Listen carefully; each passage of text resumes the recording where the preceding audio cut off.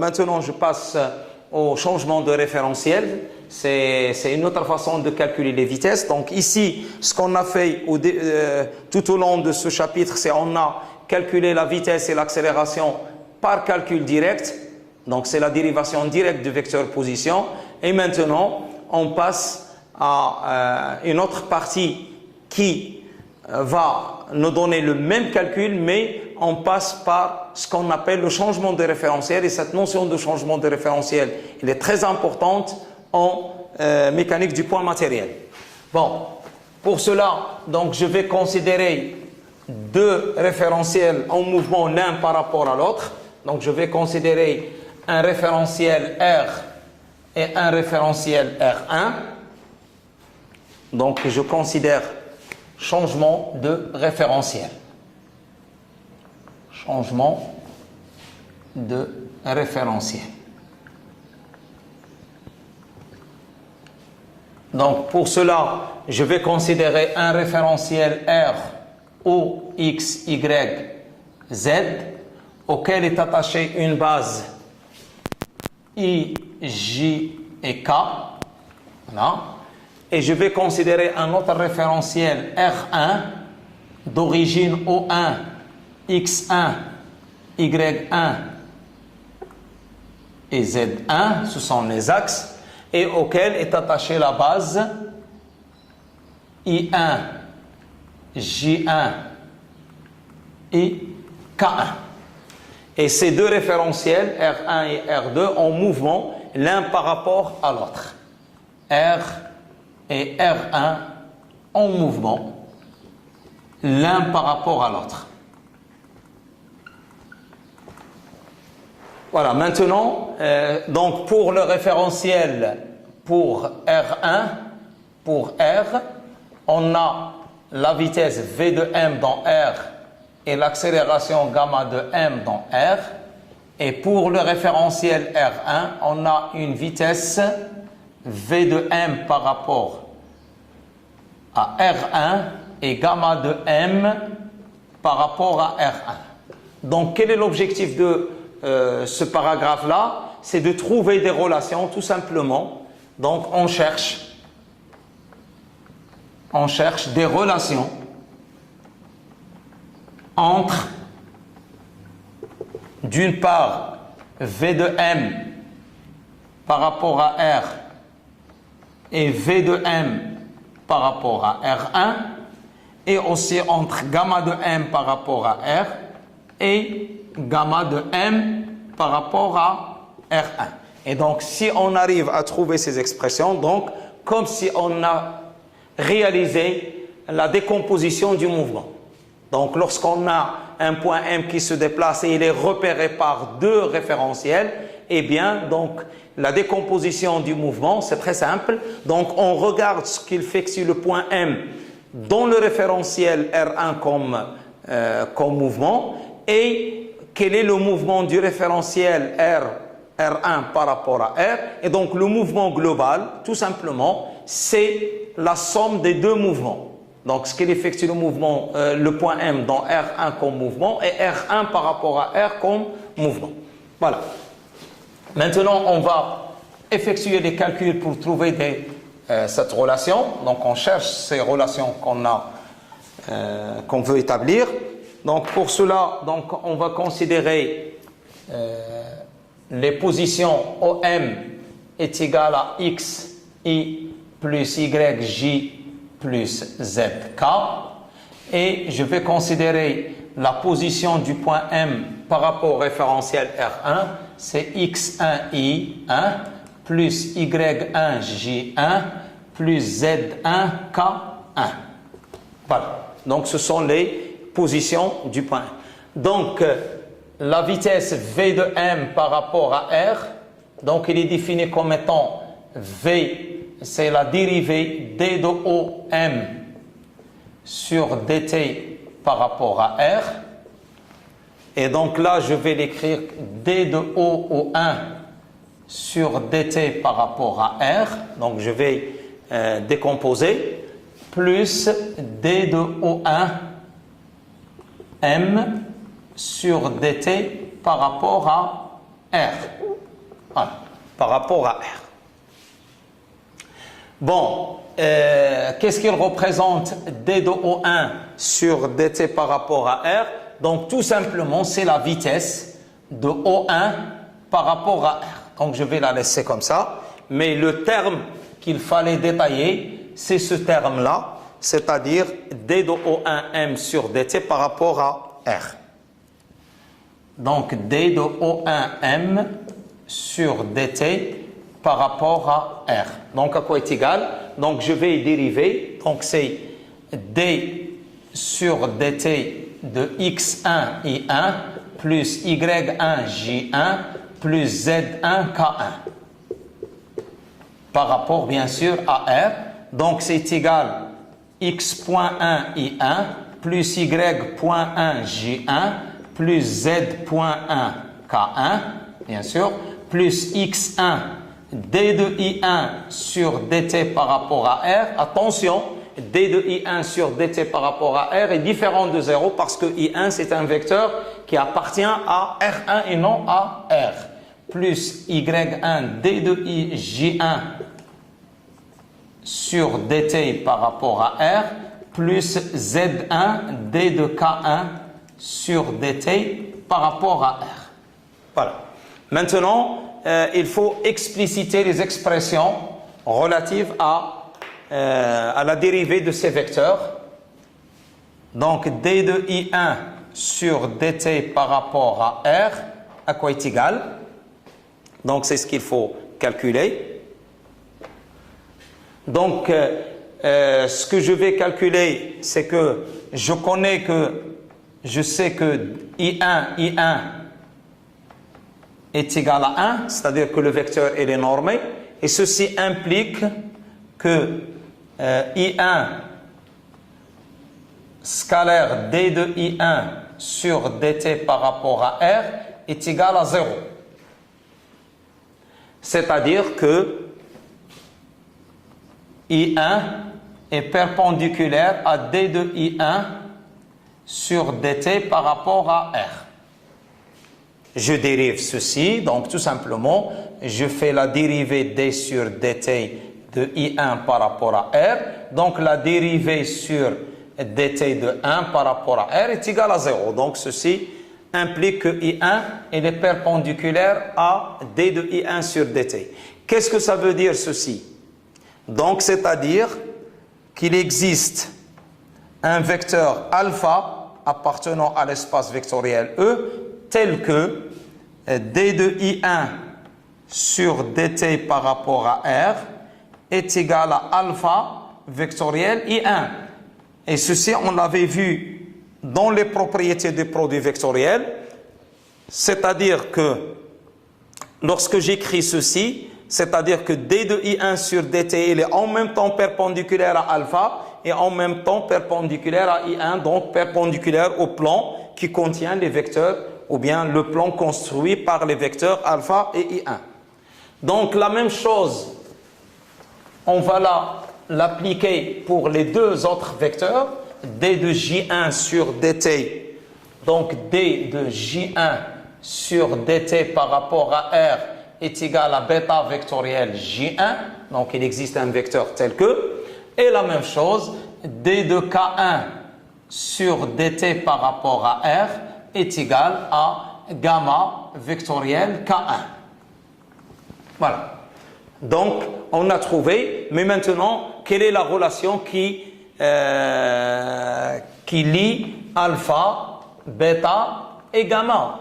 Donc, pour cette raison, on va utiliser une autre propriété dont on dispose, c'est que les vecteurs I1 scalaire J1, il est égal à 0, parce que les vecteurs sont orthogonaux 2 à 2. Ceci implique que lorsque je dérive, c'est I1 scalaire dJ1 sur dt par rapport à R, j'applique la propriété de la dérivée du produit scalaire, c'est la somme des dérivées croisées, plus I d de I1 sur dt scalaire J1 par rapport à R est égal à 0. J'introduis maintenant les vecteurs. Donc I1 scalaire, et je remplace dj1 par sa valeur. Donc c'est scalaire bêta vectoriel j1 plus, et j'introduis l'autre, d de I1, donc c'est alpha vectoriel I1 scalaire j1 est égal à 0. Donc ceci va automatiquement, puisque la permutation elle est positive dans le sens I1 J1 K1, parce que le trièdre il est direct dans ce sens-là. Donc c'est-à-dire lorsque je change de permutation, il faut que le produit mixte ne change pas. Donc pour cette raison, ceci n'est valable que lorsque alpha est égal à bêta.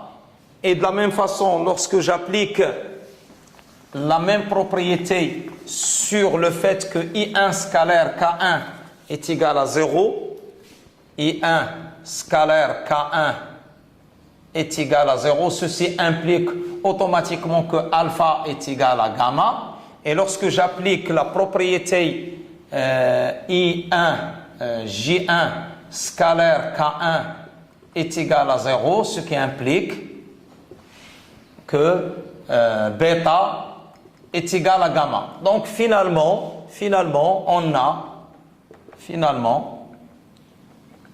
on a alpha est égal à bêta est égal à gamma, que je vais noter un vecteur oméga de R1 par rapport à R, et c'est le vecteur, ce qu'on appelle le vecteur instantané de rotation, vecteur instantané de rotation. Parce que, en général, les mouvements, ils se décomposent en deux types de mouvements, soit qu'on a des mouvements de translation, soit qu'on a des mouvements de rotation, ou bien on a un panache de mouvements de translation et rotation. Donc, ceci, ça concerne la partie rotation. Lorsque le mouvement, une partie du mouvement, il exprime la rotation. Finalement, en appliquant ceci, donc qu'est-ce que je trouve? Que d de O1,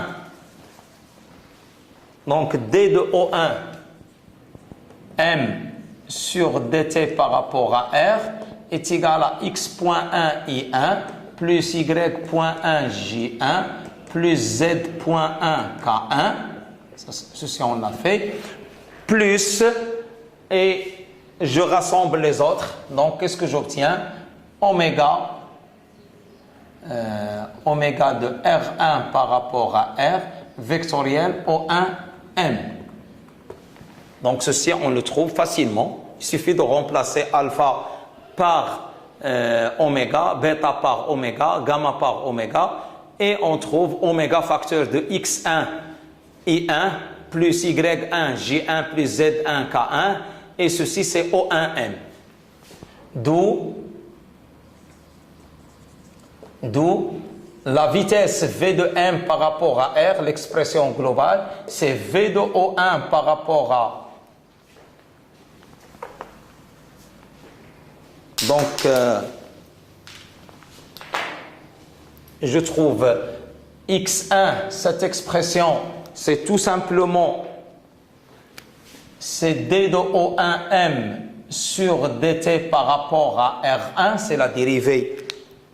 Donc, c'est V de M par rapport à R1.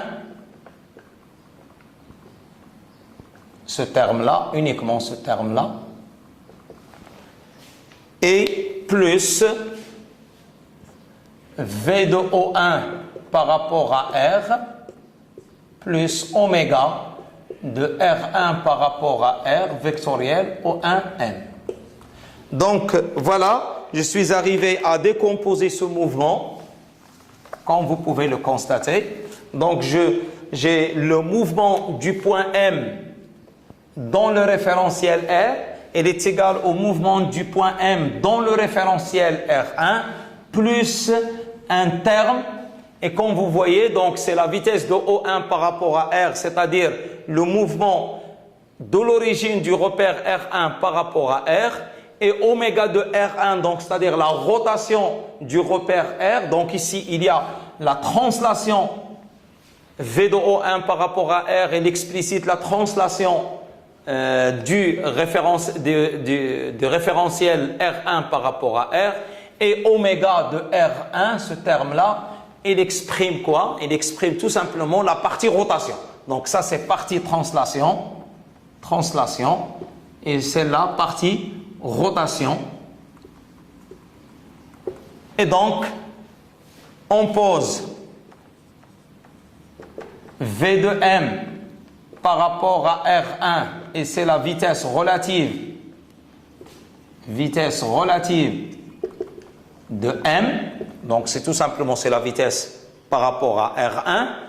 Et on pose VE de M sans indiquer le référentiel. VE uniquement de M est égal à oméga est égal à VE V de O1.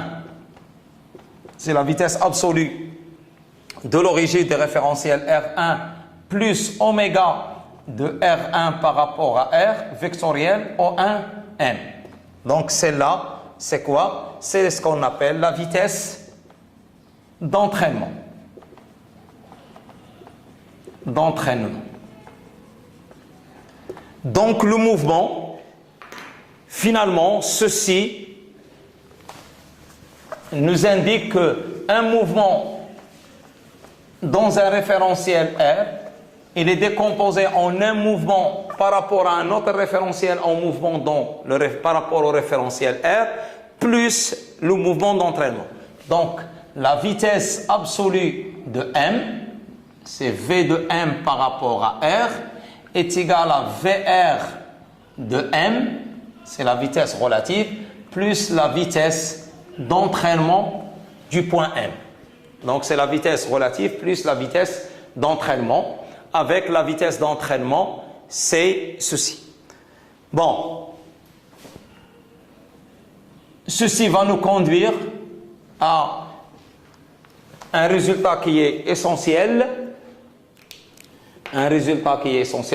Donc, c'est-à-dire, quel que soit le référentiel R et R1, quel que soit R et R1, donc DU, un vecteur par rapport à R, la dérivée d'un vecteur U par rapport au temps dans R est égale à du sur dt par rapport à R1 plus oméga de R1 par rapport à R vectoriel U. C'est un résultat qui est très important, il faut le retenir. Donc, lorsque je prends deux référentiels en mouvement l'un par rapport à l'autre, eh bien, la dérivée d'un vecteur quelconque dans le référentiel R, est égal à la dérivée de ce même vecteur par rapport au référentiel R1, plus oméga, la rotation de R1 par rapport à R vectoriel U. C'est un résultat qui est à retenir et il faut l'utiliser tout le temps. Donc maintenant, nous sommes arrivés à décomposer la vitesse en deux. Le mouvement absolu, on l'a divisé en deux types de mouvements, c'est le mouvement relatif et le mouvement d'entraînement. Maintenant, on va voir la rotation, l'accélération, accélération de M. Relation entre les accélérations. Donc, on a décomposé la vitesse et maintenant, comment on va décomposer l'accélération.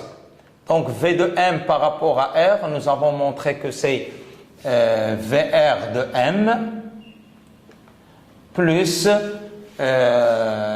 V de O1 par rapport à R plus oméga de R1 par rapport à R vectoriel O1M.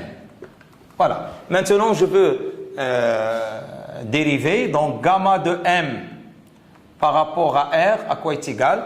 Est égal à D de V de R de M sur dt par rapport à R, attention, plus D sur dt de V de O1 par rapport à R R plus la dérivée donc d de oméga de R1 par rapport à R sur dt par rapport à R vectoriel O1M et plus oméga de R1 par rapport à R vectoriel d de O1M sur dt par rapport à R. Voilà. Ceci, on l'avait calculé tout à l'heure. Ceci, on l'avait calculé. Et donc, là, pour calculer dVR sur dt par rapport à R, on utilise cette propriété. On utilise la propriété de la dérivée d'un vecteur quelconque. La dérivée d sur dt de v de O1 par rapport à R, le tout, la dérivée faite par rapport à R, donc c'est tout simplement, ceci c'est gamma de O1 par rapport à R, c'est très simple, et d de oméga sur dt, donc on va la noter oméga point de R1 par rapport à R. Et celle-là, c'est tout simplement V de O1 par rapport à R plus oméga de R1 par rapport à R vectoriel O1M. Donc, c'est très simple à déterminer. Bon, ceci va nous donner une expression, l'expression suivante. Donc, dVR de M sur dt par rapport à R, donc est égal à d de VR de M sur dt par rapport à R1 plus oméga de R1 par rapport à R vectoriel VR de M. Donc, j'applique la définition. D de V de O1 par rapport à R sur dt par rapport à R, c'est gamma de O1 par rapport à R. Et D de O1, attention, D de O1, M par rapport à R, c'est D de O1, pardon, c'est D de O1M sur dt par rapport à R1 plus oméga. Donc, sur dt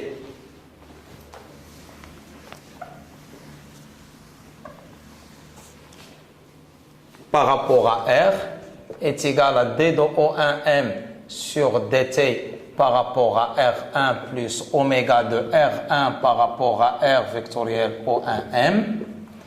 Et ceci, c'est quoi? C'est tout simplement, ça c'est VR de M plus oméga de R1 par rapport à R vectoriel O1M.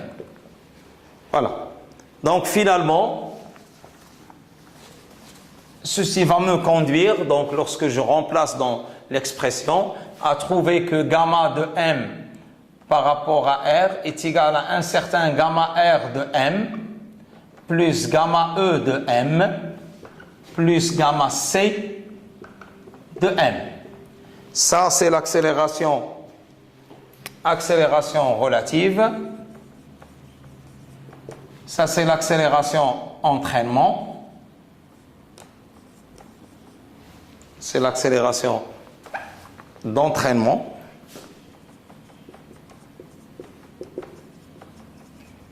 Et ça, c'est l'accélération de Coriolis.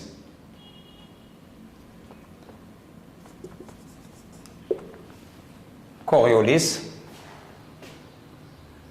Et donc, avec gamma R de M est égal à d carré de O1M sur dt par rapport à R1. Et gamma E, là c'est l'expression, elle est un petit peu longue.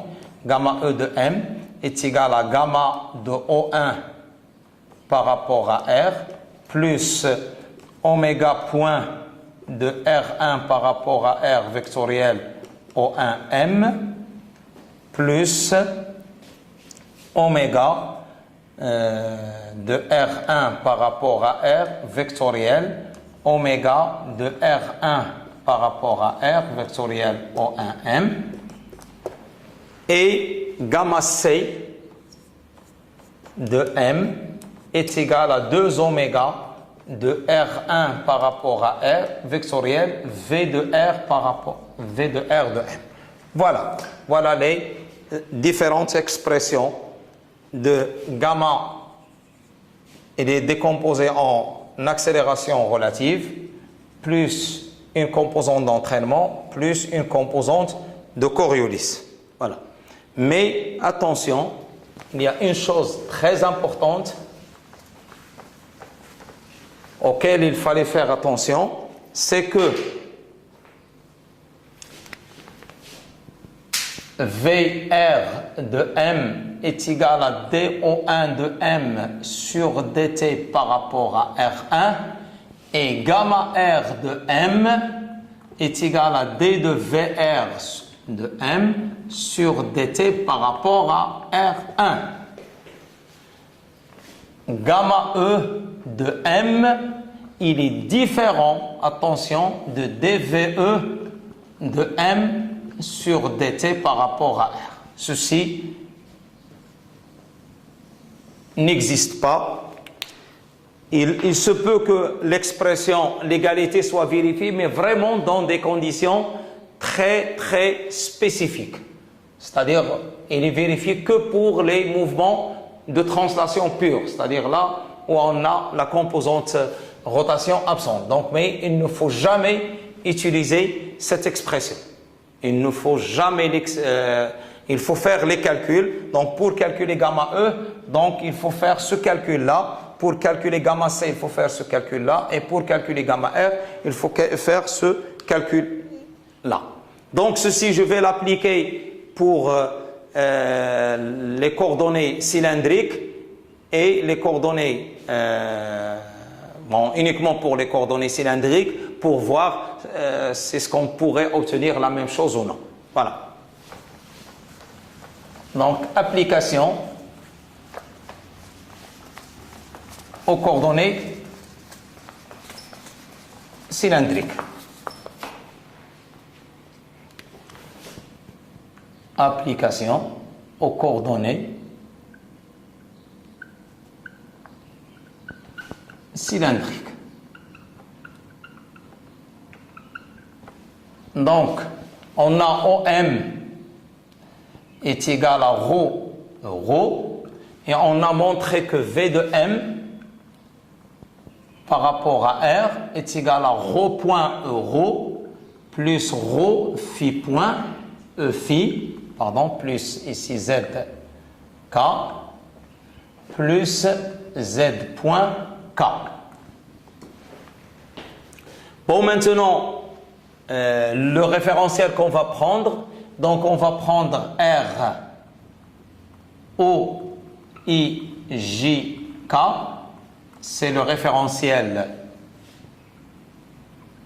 fixe,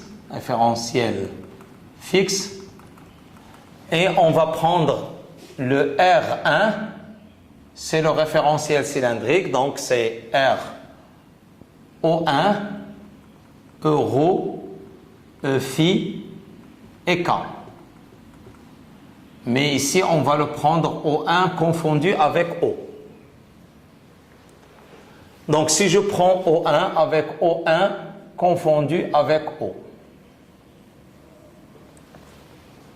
Donc, à quoi est égal V? Donc, ça, c'est ce qu'on a calculé, ce qu'on a obtenu par calcul direct. Est-ce que je peux obtenir ceci en faisant la décomposition du mouvement? Donc, normalement, la réponse est oui, il faut obtenir la même chose, mais il faut le démontrer.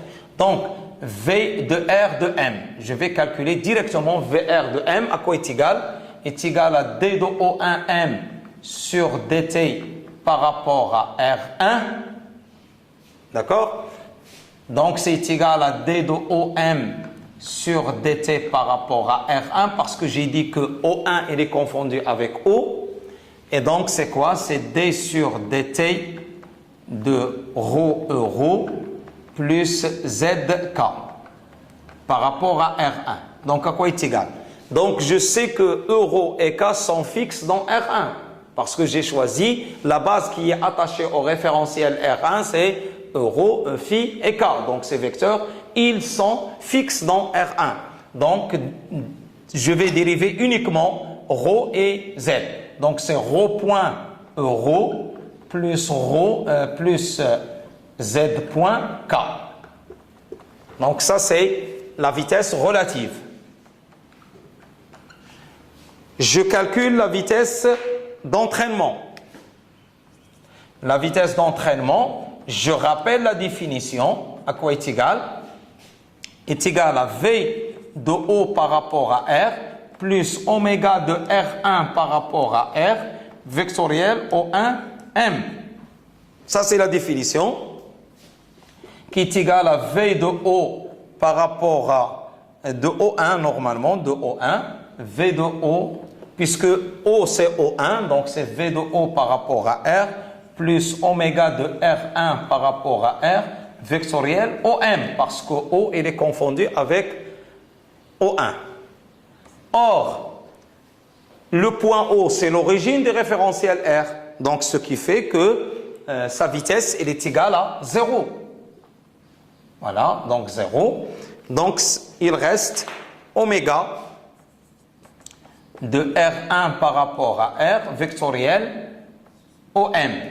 Donc, est égal, et oméga ici, c'est phi point k, parce que la rotation, elle est d'angle phi, et suivant l'axe de révolution OZ, donc c'est phi point k, vectoriel, ρ euro, plus zk, qui est égal.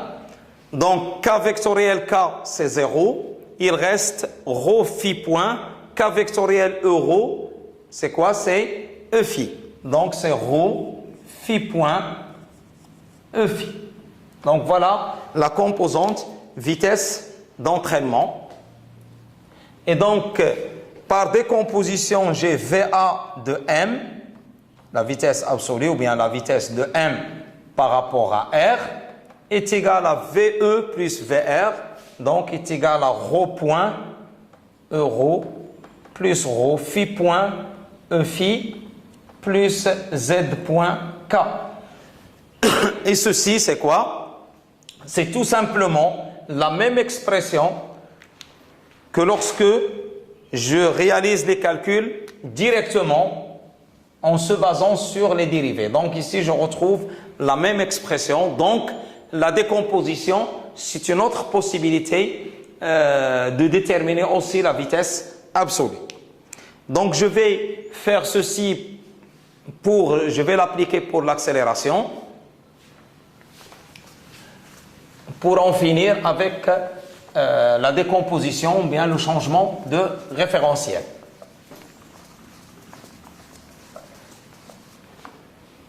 Donc, gamma de M par rapport à R par calcul direct, à quoi est égal? Donc, est égal à ρ seconde moins ρ phi point au carré, euro, plus 2 ρ point phi point plus ρ phi seconde, phi, plus z seconde, k.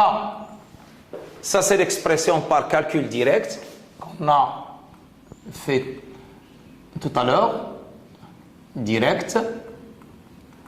Et maintenant, on va essayer de calculer terme par terme et voir ce qu'on peut avoir. Donc, à quoi est égal gamma R de M par rapport à R est égal à D de V de R de M sur dt. Gamma de M, on n'indique pas le référentiel par rapport à R1 qui est égal à, d'après l'expression qu'on a ici, gamma R, donc on obtient ρ seconde euro plus z seconde k. Gamma E de M est égal à gamma A, gamma de O par rapport à R, parce que O est égal à O1 et confondu avec O1, plus oméga point de R1 par rapport à R vectoriel O1M, c'est OM, plus oméga vectoriel oméga de R1 par rapport à R vectoriel ON. Donc ce gamma de O par rapport à R c'est nul parce que le point O il est fixe dans R. Donc ici c'est plus phi point vectoriel ρ phi point K vectoriel ρ euro plus ZK plus phi point K vectoriel phi point K vectoriel ρ euro plus ZK. Donc 0. Donc à quoi est égal? Donc ici oméga point c'est phi seconde parce qu'on a oméga point donc c'est phi seconde donc c'est ρ phi seconde et vous avez K vectoriel euro c'est E phi et là on a K vectoriel euro c'est E phi et K vectoriel E phi c'est moins euro donc moins ρ phi seconde phi point au carré E phi. Pardon, c'est euro. Euro.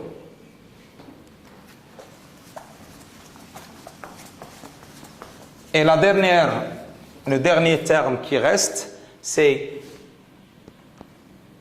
gamma C. Gamma C de M, à quoi est égal? Est égal à 2 oméga, c'est-à-dire phi point vectoriel, phi point K vectoriel VR, et VR c'est quoi? C'est ρ point euro plus Z point K. Et ceci c'est quoi? C'est 2 phi point ρ point et K vectoriel euro c'est E phi. Maintenant on va faire la somme de ces expressions, celle-là plus celle-là plus celle-là. Donc qu'est-ce que j'obtiens? Gamma V de gamma M dans R, à quoi est égal?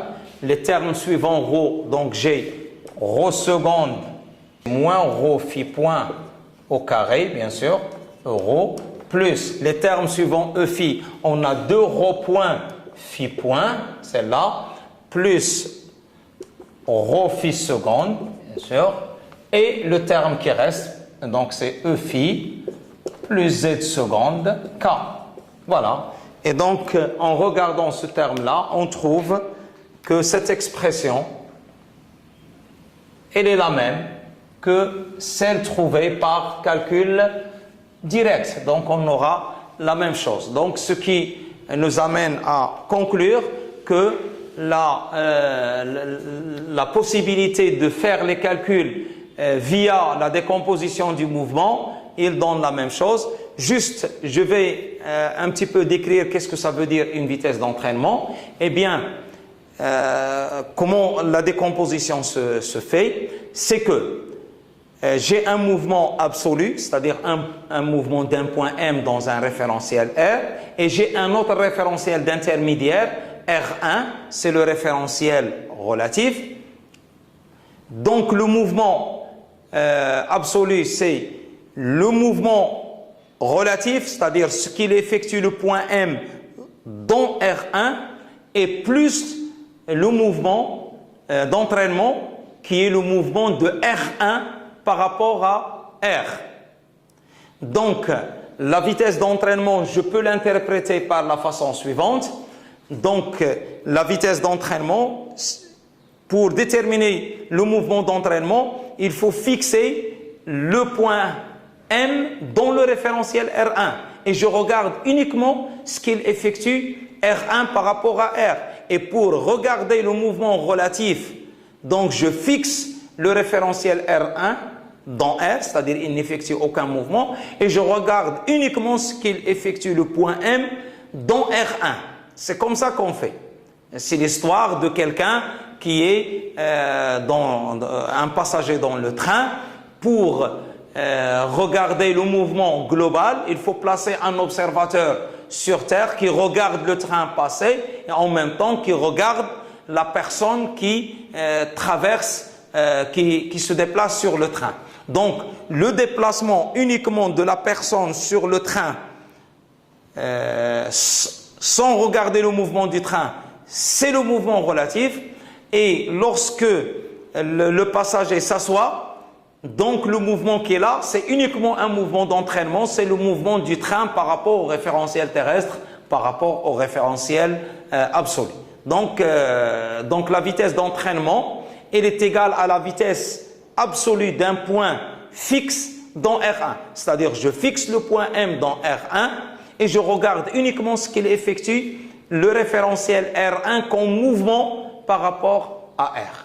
Et ce qu'on appelle, c'est le point coïncident à l'instant T avec le point matériel.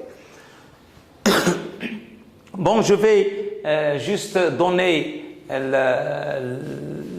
des cas particuliers de mouvement de translation. Pour le mouvement de translation, c'est-à-dire que oméga est égal à 0. Donc, dans ces conditions, la vitesse d'entraînement, elle est identique à la vitesse absolue du point O1, origine du référentiel R1. Et qu'est-ce que ça veut dire un mouvement de translation? C'est-à-dire que le référentiel R1, les axes du référentiel R1 sur une trajectoire donnée au cours du mouvement, c'est-à-dire au cours du temps, ils gardent des directions fixes. C'est-à-dire qu'ils ne subissent pas de rotation.